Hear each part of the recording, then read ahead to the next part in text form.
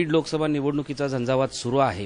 राष्ट्रवादी काँग्रेसचे उमेदवार सुरेश धस हे गावागावात जाऊन मतदारांशी चर्चा करतायत, सभा घेत आहेत, अनेकांच्या संपर्क कार्यालयात जाऊन ते भेट देत असतात। ते आपल्याबरोबर आहेत, त्यांच्याकडूनच काही प्रश्नाची उत्तरं आपण जाणून घेऊयात। मुंडे साहेबांचा एक नेहमी तुमच्यावर आरोप राहिलेला आहे, त्याचबरोबर तुमच्या फळीतली जी काही मंडळी आहेत, मग प्रकाशदादा सोळंके असतील, आणखी मंडळी असतील, ह्या सगळ्यांना मीच गुलाल लावलेला आहे असं त्यांचं म्हणणं आहे।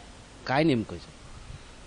त्यांनी आम्हाला गुलाल लावण्याच्या पूर्वी आम्ही लोकसभेच्या माध्यमातून त्यांना गुलाल लावलेला आहे। त्यामुळे त्यांनी गुलाल लावला, राजकारणामध्ये गिव्ह अँड टेक चालत असते। आता या गुलालामध्ये आताच्या या निवडणुकीत जनता कुणाला गुलाल लावेल असं तुम्हाला वाटतं? गुलाल कोणाला लावेल हे 16 तारखेला कळेल ना, 16 मेला।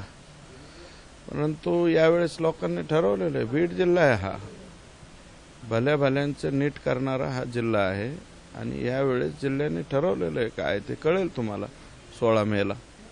एक मुद्दा असं झालं की संपूर्ण राज्यभरात, देशभरामध्ये निवडणुकीची जोरदार चर्चा सुरू होती, सगळे नेते तयारी करत होते, प्रचाराला सुद्धा सुरुवात झालेली होती, पण बीडमध्ये तसा काही प्रचार झाला नव्हता। खास करून मुंडे असं म्हणतायत की अवकाळी आणि गारपिटीमुळे शेतकरी उद्ध्वस्त झाला, अशा स्थितीमध्ये मला प्रचार करू वाटत नव्हता।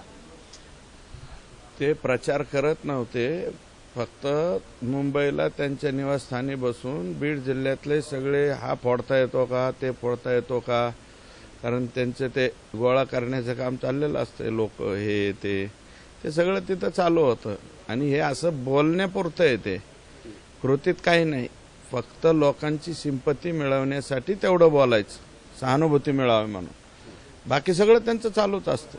हे सगळं सहानुभूतीसाठी आहे।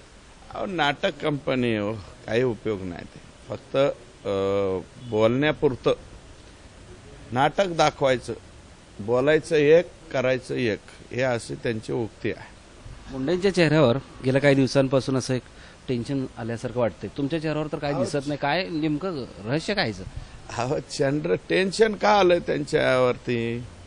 त्यांना दिसतंय ना काय होणार आहे निवडणुकीत, ते आत्तापासूनच ते काळजीत आहे आणि मी टेन्शन फ्री आहे।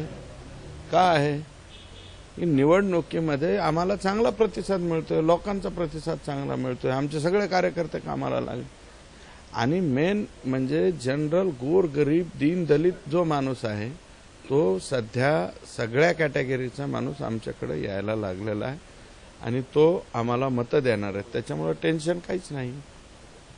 एकूणच या निवडणुकीमध्ये सुरेश धस यांना कोणतंच टेन्शन नाही असं त्यांचं म्हणणं आहे। व्हिडिओ जर्नलिस्ट महेश वाघ, माधव सावरगावे, जय महाराष्ट्र, माजलगाव।